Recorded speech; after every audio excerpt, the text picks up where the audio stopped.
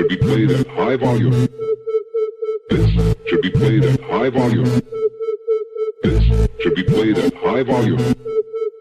Preferably in a residential area. The following thoughts on Hoppe Hour do not represent Cox Media Group or its sponsoring. Anything you hear may and will be used against you. Thank you. Voted as best local podcast in Tampa Bay by the Creative Loafing. You're listening to Hoppe Hour. What up? What's happening? This is Hoppe Hour. I am your host, Ryan Hoppe. And every morning in St. Louis, Rizz is the host of the Rizzuto Show on 105.7 The Point, the number one morning show in St. Louis. He is on Hoppe Hour right now. What's up, dude?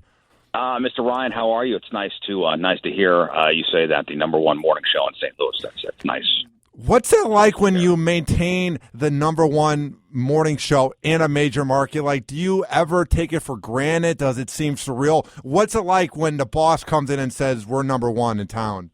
You know what? I actually said this on the air the other day. I'm waiting for the wheels to fall off. Really? Who knows? Let's ride this thing out as far as we could go and as long as we could take it. Listen, I take nothing for granted. Who knows? Tomorrow I could be number 5. I don't know.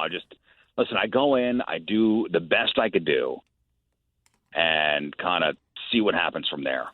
What can I do? Can I worry about ratings every week? I've already got enough stress. And the other thing, too, is, like you said when you came on my show in September, you said that you put in so much prep that you get there at 4, which I think is the reason why you do so well in St. Louis. We're at 3:30 now, son. Damn, dude, putting in that work, Rizz. I can definitely tell because you guys have so much prep with your Hoosier news and with the sports updates and the entertainment reports. None of it sounds like you guys got the news 5 minutes ago. That's what I love about the show is you and Burden and Patrico. It's just so well prepped. It's one of the best prep shows on the radio, and I'm not just saying that. Thanks, buddy. You know what we'll never do? We'll never sit in the studio and go, what do you guys want to talk about? We got that. We got it on lockdown. We plan stuff out. I mean, it's all there. We'll always have something to talk about. We're so prepped out. Can I tell you what happened here today? What happened? So we had and you're a Midwest guy, right? Yeah. You're from the Midwest originally, so you know spring storms in the Midwest are crazy. Yeah. So we had a storm roll through St. Louis about 1:00 this afternoon, and just so now the Rizz compound here is without power. So I'm sitting in my car, plugged in to my car because I don't want my cell phone to run out of batteries.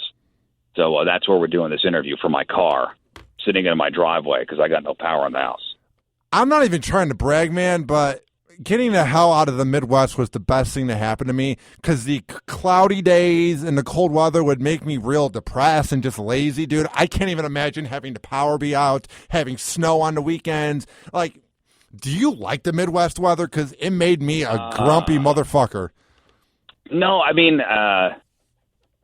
listen, being from New York originally, I'm never used to these, tornado sirens going off, every couple of weeks. I mean, I'm still the guy that gets in the basement and will throw an arrow bed over his head. Dude, I have done that before. These tornado sirens have gone off, and I've run to my basement. I've inflated an arrow bed and sat under it. Yeah, I used to have to deal with that, too. I wasn't like you where I would freak out as much because I was from Chicago and I was in a populated area, so we wouldn't get tornadoes as much. But there was nothing more scarier than when there's actually a warning and you would see it on the TV and all the news would be talking about it. And you go... Now they could pinpoint it. Now they could pinpoint literally, block by block on where, a tornado has touched down or there's a possible tornado here or there. And they literally go block by block, and there's been a couple close calls as far as where I've been. I've been at gigs before and had to go into the restaurant walk-in fridge. Are you serious? Yeah, that was a couple years ago. We were at a gig at one of the sports bars and had to go with all the crowd into the restaurant's walk-in. Dude, I think it's different for you because you're in St. Louis and there's more open land in Missouri. I'm from Chicago, so it was more populated. So I think it's a lot different because you're more south than, let's say, Illinois, Now, here's my question to you. Yeah. Okay, so you moved out of the Midwest. Now you live where, Tampa? Yeah, was from Chicago, and then I worked for Rovers Morning Glory in Cleveland for about a good 9 weeks, got fired, and then somebody named Rob, he's the producer of the Mike Kelta Show here in Tampa, he worked for Rover, and I knew him, so he got me the gig. He got me the foot in the door, so I work in promotions here at 102.5 The Bone in Tampa. So I think I actually saw, today you tweeted out, what is it, your 1-year anniversary working there? Oh, you saw that? Yeah, it's exactly the 1-year anniversary. Well, that's fantastic. Do you get something for that? Did somebody get you a cookie cake? No, I just got a time hop reminder with the app that shows what you put up this previous year.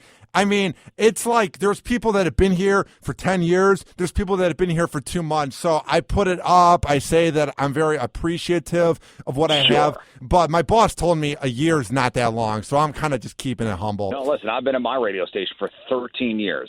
13 years this month. I was in third grade in 2003. How old do you feel? What's today's date? The 10th. All right, so 13 years yesterday. So May 9th, 2003, I started at the Point, which is crazy, for to be at one station for so long. Talk about lucky. Talk about somebody who's lucked out and somebody who's dodged the bullet of layoffs and cutbacks and stuff like that. Me. What have you done to maintain the success? Because you told me you worked in promotions, and then you did music in the middays, and then Woody and you did the morning show. How did you make sure to fight the adversity of not getting fired? What was your key? Always make yourself valuable. Always make yourself valuable in every way possible. Yes. Make it so they cannot possibly lose you. Like, you are such an invaluable part of whatever organization you're part of that they cannot fire you. So be a jack of all trades. Sure. I guess that's what. All right, so my point before was, so you live in Tampa, okay? Yes. And you mentioned before on my show, I do this, what you call your headline Hoosier. Now, here in St. Louis, Hoosiers are known, like white trash, that's a Hoosier in St. Louis. Yeah. So nobody else in the nation would know what a Hoosier is. A Hoosier to everybody else is somebody who's from Indiana. A Hoosier in St. Louis is like your redneck, your white trash. Now, why do 90% of my stories that I do, redneck, Hoosier News, come from the Tampa Bay area? Why is that? We have a very eclectic area around here. St. Pete is crazy, and then Tampa Bay is more classier. And then there's Newport Richey and Clearwater. It's so spread out because you have the Skyway to get to Sarasota. You have the Howard Franklin. I feel like it's so spread out that there's just different demographics. There's the black communities, Hispanic, the rednecks, the white areas, the privileged areas. I feel like it's so crazy because there's all these different demographics that what happens is they're all transplants from different cities. There's not that many people I've met that go, yeah, I'm born and raised in Tampa. Most people come from up north. So I think the mix of everyone just makes things batshit crazy, Rizz. Yeah, but why? I mean, why are all the stories from that area? I mean, there's elements of whatever everywhere. Are you sure it's just Tampa and not Florida in general? Oh, I mean, it's Florida, yes, but it seems to be your area over there. I think we've had more stories from the Ocala area. Oh, yeah. Once you get to Florida and it's the middle of nowhere and there's no water, Ocala, the suburbs of Orlando's crazy. Is it the warm weather? I think that, and it's just the sun's always out, so it just drives people crazier. You know what I mean? We're the South, but we're like the wing of America. It's an adventure anywhere you go. If you get a haircut, if you go to the mall, if you go to the movies, if you go to work, you always meet someone unique. The Midwest is so bland and just proper. That's what I love about Florida is it's always an adventure, Rizz. Oh, well, I have a kind of a theory. Maybe it is the warm weather and everybody's more apt to be outside year-round. And when you do something dumb, it's outside in the open with other people to see it. So maybe it's more reported in Florida than anywhere else. Where, listen, people do dumb stuff everywhere. But when it's inside and nobody sees it, it's less likely to be reported. Maybe that's it. That's valid. And also, Rizz, the Midwest, there's a lot of weed and drinking that goes up there because when it's cold, there's nothing else to do, so you end up doing that. Down here, there's more time to walk around and do crazy things like having sex with 2 dogs in your backyard, where you couldn't do that in St. Louis because there's snow outside. You know what I mean? There's a lot of meth down where you are, too. There's a lot of meth in St. Louis, I would think, too. Like that Midwest area of like Omaha and Springfield and Kansas City. I feel like that also would be a hub of meth. You know what I mean? No, that is true. And you know what? When I first got here, I would watch the local news and I would go, man, there's a lot of fires around here. There's a lot of things on fire. And turns out it'd be like, a meth lab blowing up or, somebody with a shake and bake meth lab, in the back of their car that would light on fire. And again, there's a lot of dumb people everywhere. Breaking Bad made meth more popular.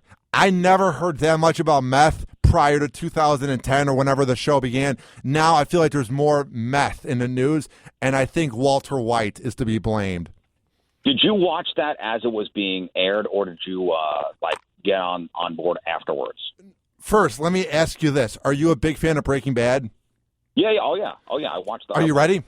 It's one of the most overrated shows I've ever seen. I watched the first 2 seasons, and I hate when people say, give it a chance, give it time. The Wire within the first 5 minutes, Sopranos, Sons of Anarchy, they drew me in. Boardwalk Empire, I can name the list. Breaking Bad takes forever. I hung in there. Oh, I don't have time for that. I need something captivating right away, like Ray Donovan.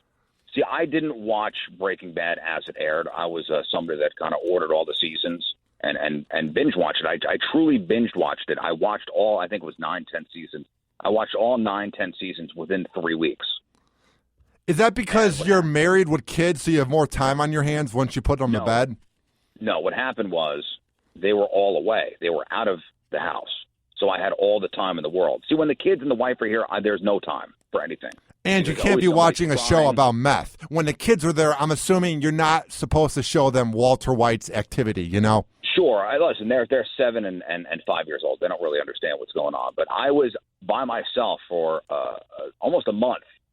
Okay, so I binge watched Breaking Bad, and I would watch episode after episode after episode after episode until my reality was actually skewed, and I had to stop watching it because I would think, boy, doing this meth thing, maybe it's a pretty solid business model. And then I had to stop watching because my reality was actually becoming what was going on in the world of Breaking Bad. See, I thought it was pretty good from the beginning. See, for me, The Wire was very slow to get started. Oh, it was so captivating, though. Even the first scene when the guy's talking to the black guy on the front. I mean, I know that's the whole series. The black guy in The Wire. Okay, which guy is that? That's what I'm saying. It's not coming to my mind. Brody. When Brody's talking to the Irish guy, that scene immediately drew me in. I mean, The Wire is the greatest show of all time. If Obama says it, and if my uncle says so, it's the greatest show. Well, then so be it. I disagree, but that's fine. What I want to ask you, too, is this. What is the culture like in St. Louis? Is it more laid back? What's it like compared to the rest of the Midwest?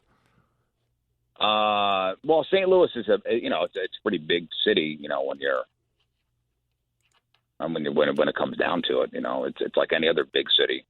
But when you get out to the suburbs, I mean, it's like I live in the suburbs. So right now I'm looking at woods. It's pretty damn slow here, which is what I like. Is that where you live, in the woods, just in a cabin? I wish it was in a cabin surrounded by woods, but there are woods on one side of my house, and I don't really see the house behind me. So I do like that. When I first moved to St. Louis, I lived in the city, and it was the hustle and the bustle, and it was walking places, it was going to restaurants, and going out to the bars at night. No, I don't want to do that. Do you miss those days? No. How come? I've already done that stuff. You know what? I like my house. I have a nice house, and I want to just sit on my couch, and I want to look at my woods. And if I could stare at the walls, that'd be fine. Ryan, I'm tired. Oh, you're tired? You're old? I'm tired. I'm 38 years old, and I'm going on 70. You sound very youthful on air. I would have thought you were 32 years old, so I hope that makes you feel good. That's all right. No, I mean, listen, I got gigs all the time. I'm out at the bars, and I'm out, doing stuff for work. So when I cherish my time when I'm home. There is something, too, because in radio, it's not hard work, but it's hard work. It's a lot of thinking and just talking into the mic. So when you do have downtime, there's nothing greater than when you get home and you just lean on the couch and you watch TV. Oh, it's like a little mini vacation for 2 hours. I sink into my couch. I'm an expert at sinking into my couch. Like, I'm really good at that. I'm the same way. I lean back all the way. Skill set that I have. It's like I could relax. Like I could shut it down. It's fine. Well, do you want to hear what sucks? You know what I'm doing this weekend? What? Nothing. That sounds boring. No plans Friday. I have no plan. Boring? It's not boring. Maybe it's because I'm 22 years old. You know what I mean? When I was 22 years old, I was, king of the world. Going to concerts, going to bars, doing your stuff there. I was never home. What was it like working in promotions at 105.7 The Point? Was it professional? Was it a party? I never worked promotions at 105.7. I worked promotions at K-Rock in New York. Oh, wow. That's awesome. I do remember you saying that on the previous podcast. How awesome was it to be in the prime of K-Rock when Howard was on in the mornings? I tell you what, man, that was some cool stuff. We did some very, very cool events. Even just off the top of my head, the Red Hot Chili Peppers at the top of the World Trade Center. The Red Hot Chili Peppers played at the top of the World Trade Center. Are you serious? I was at a Limp Bizkit's Rollin' video shoot, also at the top of the World Trade Center. I was, we did some cool ass stuff at that rate. And there's something to be said about being in New York City. You get to do, all these crazy promotions that wouldn't happen in any other market. But I remember being on a yacht with Rizz when the Green album came out, going around New York City, like a tour of New York City with some listeners. We had the same thing down here for 102.5 The Bone, where the events are events that couldn't happen anywhere else. Like, we had a work, like, sort of a convention, like a mingling thing. It was on the beach. It was called Beach Day. We've had things at various bars that are like outside bars, and you wouldn't have that in the Midwest. Isn't it awesome when you're in a market where you do things that you couldn't do in other markets in the promotions team? Like here in St. Louis, you know what? Why? Like my Super Bowl party is at the Budweiser Brewery. Like, so it's at the King's Castle. You know what I'm saying? Which nobody else could say. But in New York City, man, we did a lot of cool stuff. But it's a huge market, though. It's a huge market. So, you go to Jersey, you go to Connecticut, you go to Long Island, you do stuff in Manhattan. But do you like doing promotions down where you are? Oh, I love it because I love mingling with the listeners because it makes me feel good because they'll recognize my voice from when I sometimes give them bits on the morning show or the afternoon show. I'm not on air per se, but I'll be on occasionally. And then I won Best Local Podcast here in Tampa, so people know who I am. And you're not going to miss my goofy 6'8" lanky ass around. So I get recognized at the events. But the other thing I like is it's like a little team. We have like 14 people. And you all kind of become like a family where you see each other all the time, That's what I like, too, is it's like one big group, All right, so you are, you said you're 22 years old. So do you ultimately want to have your own talk show? I mean, you're doing the podcast thing, which is awesome. You've obviously won an award. And eventually that's going to lead into what for you? I want to have a talk show like yours or the Mike Kelta show here in town or Drew Garabo. I want to have a male-focused talk show, but also brings in the female listeners. So it's not like shock jock based where you're demeaning women. But sure, if I could be like Adam Carolla or Joe Rogan or guys like that who have made a living off of doing a podcast, I would be also honored to do that. Basically in life, Rizz, my ultimate plan is I want to have radio or podcast be my one job. You know what I mean? So that I'm comfortable. Oh, no, and listen, I remember the first day of my first full-time on-air job, like when I had no promotions to do, I wasn't a part-timer. It was the weirdest sensation when this is your job. Like every morning I get up and I go do my radio show. That is my sole job. Right now you got, you do the podcast and you do, you do promotions, and I'm sure you love doing promotions, but there will be a day where you're going to just come in and just do your show, and that's going to be your primary source of income. That's going to be your job. So how do we get there, Ryan? Let's do it. Come on, how are we doing this? Here's what scares me, Rizz. Are we going to start putting out our tapes and resumes? Do we do that anymore? I'm trying to work on it. I'm trying to figure out what to do because right now my lease for my apartment is up on May 31st, and I'm probably going to sign for another year. But I'm in a really good spot. I love my boss here at the Bone, Mike Olivero. Everybody on air is great. So I'm just taking each day as it is. I mean, if I were to be told, would you want to do an overnight show from 2 to 3 a.m. on the Bone, I'd be honored. My ultimate goal now, after a year of doing this, I'm more confident than ever. Like, I'm really focusing on having my podcast be a conversation and not me just giving you interview things to ask. My point is, I really think that I'm closer than ever to being able to be on in a major market. I may not be there yet, but going back to September to now, I think I'm more ready than ever. I guess my ultimate goal is to get Hoppe Hour on air or to be a phone screener for a show or to be a producer. I work in promotions, but my ultimate goal is to sometime be a part of a show or just have my job be radio. You know what I mean? Right. So you want to more move to the programming side of things. But promotions is great, too, because I love interacting with the fans. I mean, every second of it I love. Driving the van because you're representing the Bone, being under the tent. The idea of representing the company really gives me thrills. At first, I wasn't taking it seriously because it seemed very surreal that I went from Cleveland to Tampa. But now that I'm taking everything in, it just doesn't seem like real life. I really appreciate every second. Wearing the uniform or the outfit, rather. I mean, it's great here. Yeah, well, let's get this Hoppe Hour thing going maybe on a radio station sometime. How would St. Louis embrace Hoppe Hour? What would they think of my booming Midwest accent? We'd probably hate you, but maybe maybe Omaha or something. You ever think about going to a smaller market? Kind of crushing it there, and then, moving up the ranks to, a larger and larger markets. That has crossed my mind. I have been looking around. I am just in a position where I'm so young that they let me use the production room after hours here at work, so I'm honored about that, and I work in promotions, and I'm on air occasionally. So I'm just seeing where this takes me in life. 2 years ago, I was at a radio school in Chicago. Then I worked for Rover in Cleveland, got fired, and then within 6 weeks after getting fired from the biggest... Why'd you get fired from Rover?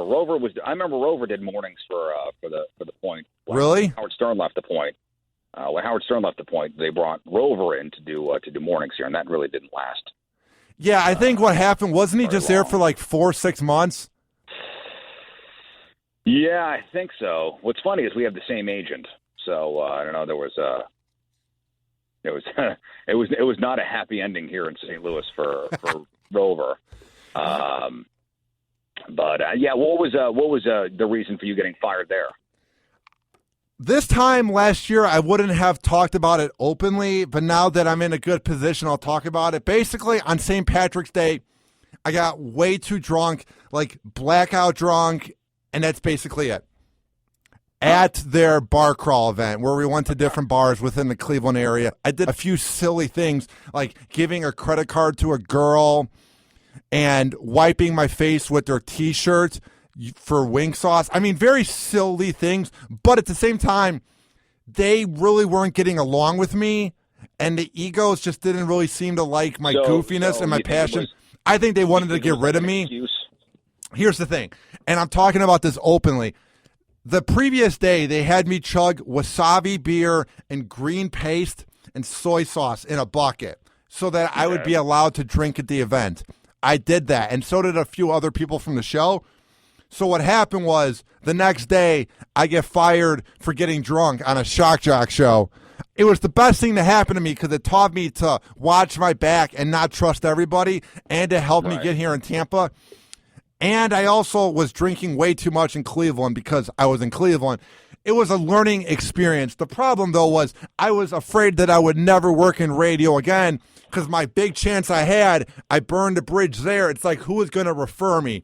So I owe everything to Rob here for hooking me up, and my boss, Olivero. You know what I mean? Look at you, a year later, you're in Tampa still. That's nice. How does it feel, though, after the Howard era? Rover didn't work out, and then you guys had a few shows. How does it feel that you were a part of the success of Woody and Rizzuto and now your own show? So basically, you're a successful replacement for Howard. Not many people can say that. But that's, a couple shows removed. You know what I'm saying? But so I would say you are. You know what I mean? Yeah, I mean, in a roundabout way, and, you take away a couple of years. Yeah. Listen, we weathered the storm, you know what I'm saying? Yeah. Howard, though, dude, every time I listen to Howard in the morning, I feel like I'm going to a radio school. He is so good at doing the show. It's unreal. He's still the best. No, you know what? You never want to be the guy to replace the guy. You want to be the guy to replace the guy that replaced the guy. You know what I'm saying? Yeah. That's a very good point. The guys that went in for Howard after he left, they were set up for failure.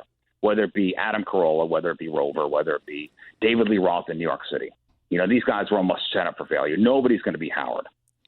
Adam was the one that did well. Adam was there for like 3 years, and then he did the podcast, so he came out decent. He did well. Yeah, I mean, listen, everybody had their thing, but you want to be the guy to come in after those guys. You know what I'm saying? After the kind of the dust is settled. But hey, listen, I count my stars, my lucky stars every day, man. I'm all good. And you're going to get there. I appreciate it. The one thing I want to ask you, too, is do you want to remain in St. Louis? What if a bigger offer came, syndication? How do you want to see it play out? Listen, It's weird to say. My family's back on the East Coast. My wife's family's back on the East Coast. I have kids who are growing up in St. Louis, who go to school in St. Louis. It's a great city. The cost of living is fantastic here. Listen, I take everything as it comes, and it's a case by case basis. We'll see what happens, But I love it here in St. Louis, and I don't see myself leaving anytime soon. You guys all seem like you get along, too. Patrico and Burden and Moon. You guys just seem like a group of friends drinking a beer in the morning. That's what I love about the show. Well, it's true. In fact, my wife says to me, she goes, she'll hear my phone, kind of bling, but there's a text message. And she'll go, what is it, one of your boyfriends again? We actually talk, like we actually talk off the air, which from what I hear in radio is quite a rare thing, that guys actually talk to each other. Egos in radio are bizarre, man. I don't get the idea of how you can be so cocky. Unless you're Elvis Duran or you're Howard or you're Ryan Seacrest and you're known in basically every city, I don't know how you can think you're God's gift to the earth if you're only known within that region, When you really break it down, what do I do in the morning? I go in, I tell you what's going on in the news, I do some sports, and I tell some dick jokes. Really, that's what it is. And what I like about you, too, is you're edgy, but you're not demeaning. You're not like a shock jock. Like, you include all your interns. Most shows would make them get coffee and not look them in the eyes. Well, you really can't tell interns to get coffee anymore because interns have more rights than they used to have. What do you think of that? I paid my dues, son. I used to get coffee, and I used to get dry cleaning. I would watch people's kids, They'll look at me, and now I sound like a guy that's saying, get off my lawn, I'm keeping the ball. No, listen, you know what it is? I genuinely have a good time with these people. I have a good time with my co-hosts, and I have a good time with the interns, and I would never treat any intern or person who works for me or the show like garbage because, there were some people that were not very nice to me when I was first coming up, and I definitely learned from that. I've had the same thing, too.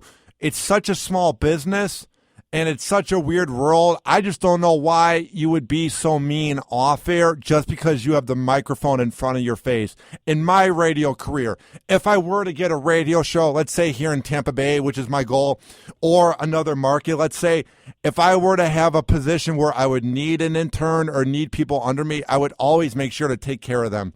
I just don't like the idea of thinking you're the best in the room, Yeah, well, those people usually don't last long. Unless you're bringing in the ratings. Unless you're like a moneymaker, then you're out. I couldn't go home every day feeling good about myself if I treated somebody like garbage. That's my thing.